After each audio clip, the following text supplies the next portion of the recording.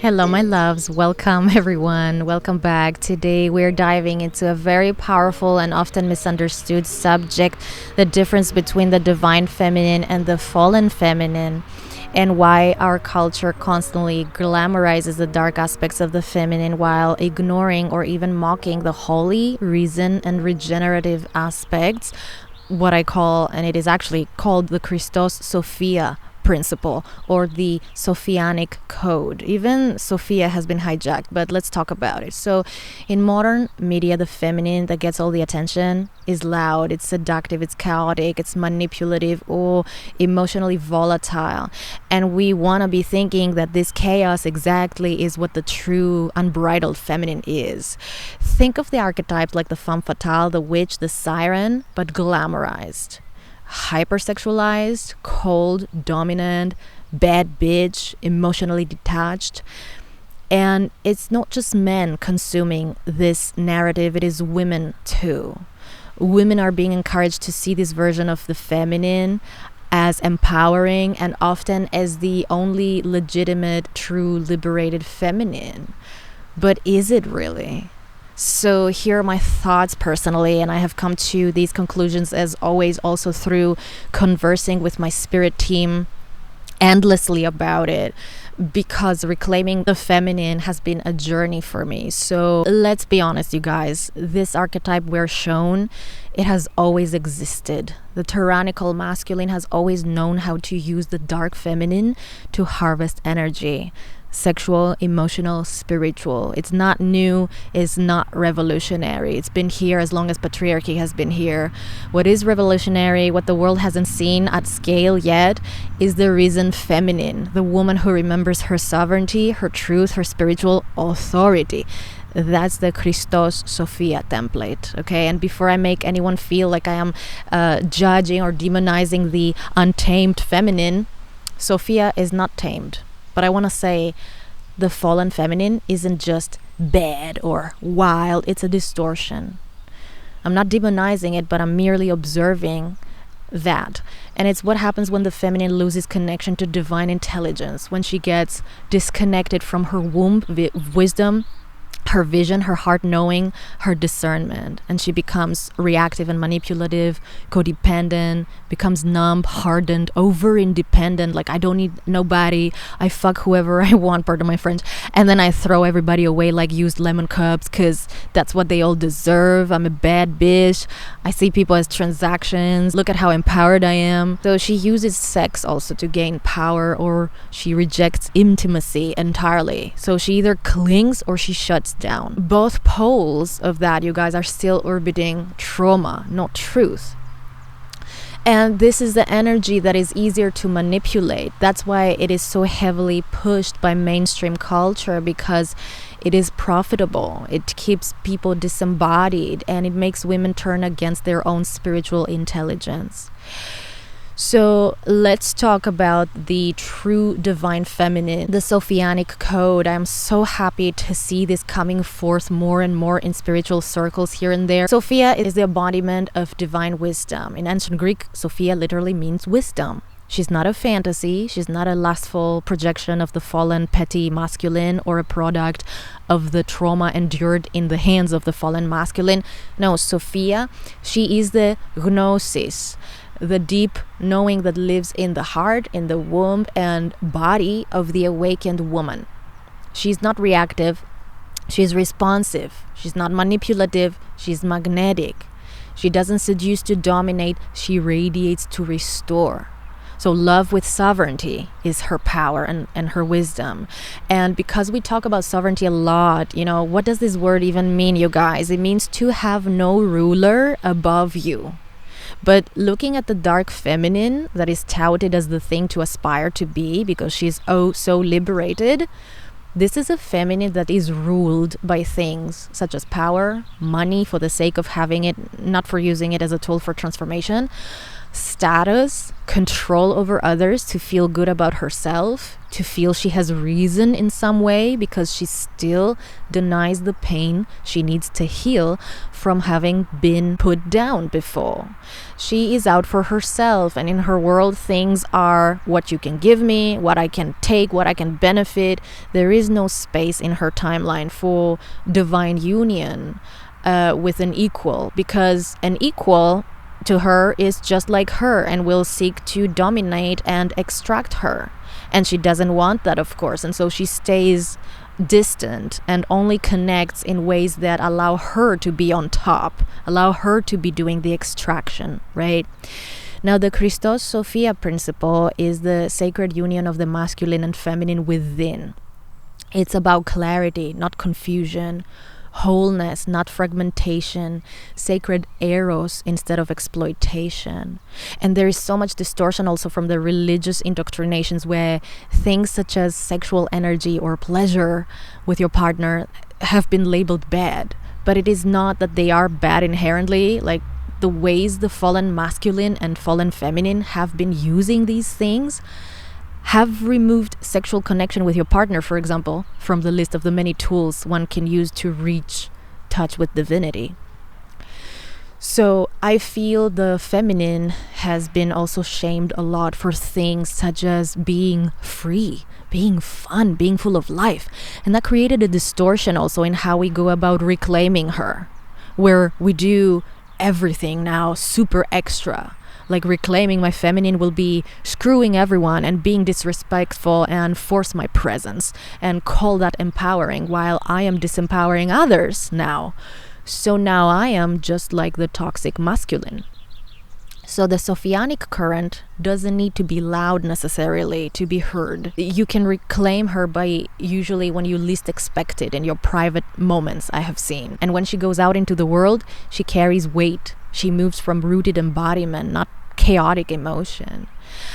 And yes, she can be fierce, Sophia, but that fierceness comes with boundaries and truth, not revenge, not collapse, not going out and I'm killing whoever.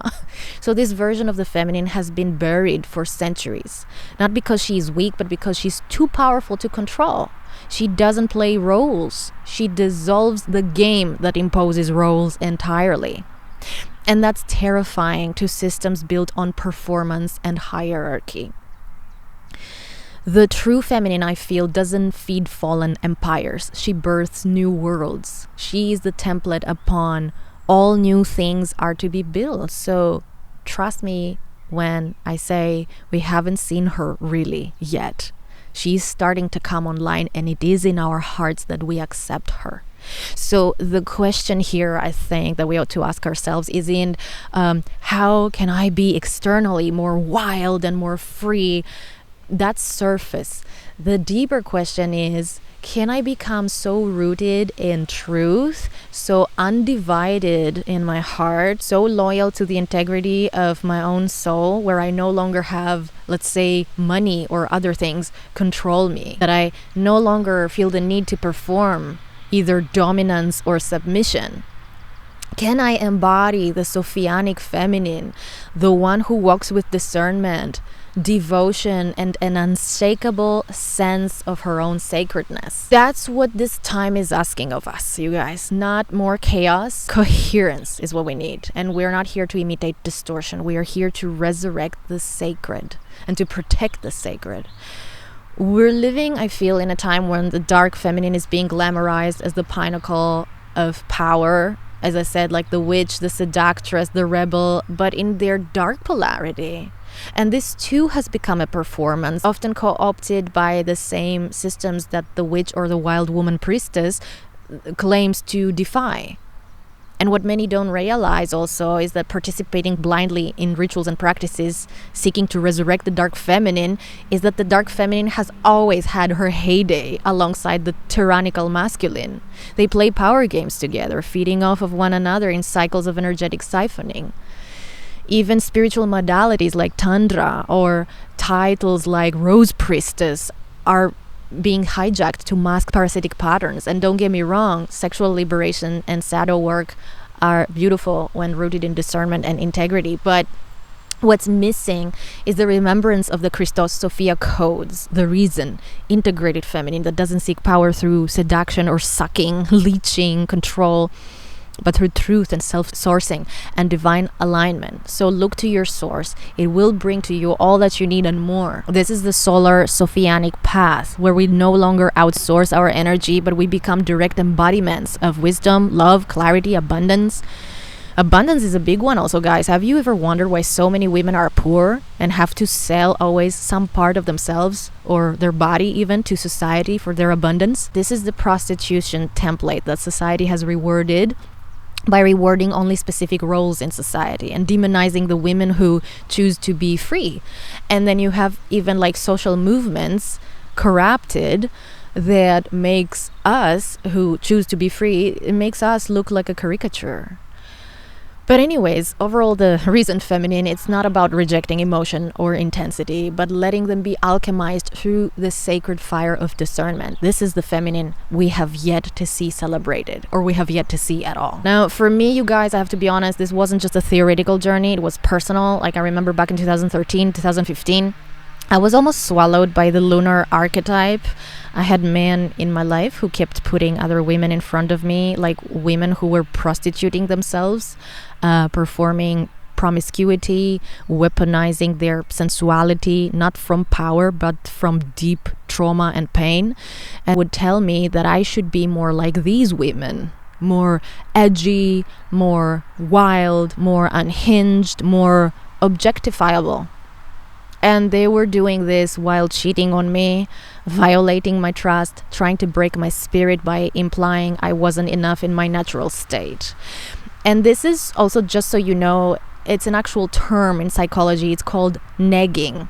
Like when a masculine or anyone tries to break your confidence this way to make you obsessed with getting their approval or attention.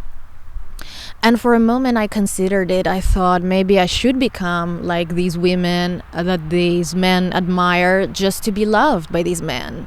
But that's when I also caught myself, and although I was very, very young in my journey, I was just like 21, 23 maximum, and I realized this isn't empowerment, this is degradation. And it is programming, and it made me reflect on how these men were not only the ones who had expectations about what my feminine should be or look like, but before these men in my life, it had also been my family on the other extreme, like wanting me to be some prude that never leaves the house or something. So another expectation on top of my feminine. So when the unhinged feminine showed up, it looked seductive at first, like freedom. But soon I realized that these weren't examples of feminine liberation, not the one, not the other. These were puppets for a wounded masculine world that can only feel powerful when it controls or degrades the feminine. And by all means, I'm getting personal here, so I went inward. I stripped away the voices, the noises, the cultural noise telling me how to be desirable. And I asked, what does the feminine really mean to me? And I can tell you I cleaned out my wardrobe a million times back then. I didn't realize the desire to change or redefine my style was just a reflection of what was shifting inside of me on a spiritual level. But in the end, also, the answer didn't come through changing my wardrobe. It didn't come through edge or performance. It came through truth, discernment, and softness that doesn't bend, and strength that doesn't harden, and allowing myself to look at people around me also and see for the first time the uncomfortable truth about them and about the programs they were feeding, they enforced on themselves and tried to enforce on me as well, and to take the fiery sword of truth and discernment and cut those cords, cut those connections, at the cost of me being labeled like an ungrateful whore by those who wanted me to act like a prostitute, actually, who gives up her soul and her body for belonging in something that only siphons her. So if I was to be the devil in their eyes, so be it. They could not discern that they were working with the devil, so to speak, And they projected that onto me when I refused to walk the same path with them. So for me, any form of liberation on that front didn't really come from showing my booty on Instagram and having sex with 10 guys every other week and dancing unhinged under the full moon. Although, I would not make you bad if that's your style. But for me, liberation came through the Christed feminine, the Sophia within, the wisdom within. I feel, as a last note, because I understand this is a lot, but I feel it's heartbreaking that the wounded feminine is celebrated as the thing to aspire to be, because many of us went to great lengths to actually heal and not to just perform as if we are healed. And I have seen that when the feminine, after enduring so much psychological abuse and gaslighting from the wounded masculine, she becomes distorted herself. And that's what people seem to not understand. Like, instead of healing, she flips into this hardened performative persona, the so-called bad bitch, who claims she doesn't care about anyone. She uses people, discards them, and wears that as a badge of honor. But this isn't true empowerment. This is unresolved pain dressing itself up as dominance. It's a defense mechanism. It's not liberation. And now you got two wounded archetypes, one that abuses and the other one that mimics the abuser just to survive. But the truth is, healing doesn't look like becoming the very thing that hurt you.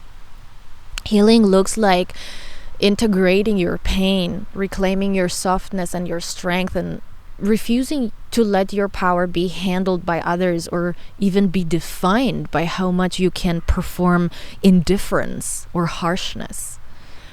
Real feminine power doesn't need to flex. It emanates, and it doesn't throw people away like used lemon cups to prove it's sovereign. It chooses wisely, and it stays rooted in love without becoming a doormat. That's the Christed feminine. That's Sophia's way.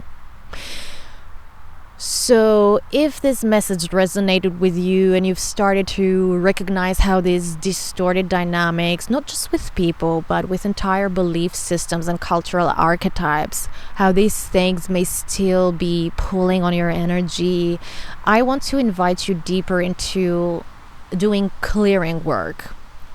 Because these aren't just bad memories or past relationships. These are energetic cords still looping us sometimes into old timelines and identities and power structures that keep us from fully rising into our higher embodiment. And when we stay connected to people or paradigms that enforce these wounded siphoning patterns, even unconsciously, it keeps us tethered to a false matrix that resists our liberation. So if you guys are ready to reclaim your energy, your clarity, your divine sovereignty, I want to invite you to check out my free webinar on energetic sovereignty. And if you're feeling called to go even deeper, my course, Conscious Uncording, is a sacred container designed to support you in cutting those cords, not just with people, but with the consciousness traps also that no longer serve our highest evolution. So you can find all of the links below in the description and in the comments. And other than that, I love you, I see you, stay radiant, stay rising, and I hope to see you soon again here. Until then, bye bye for now.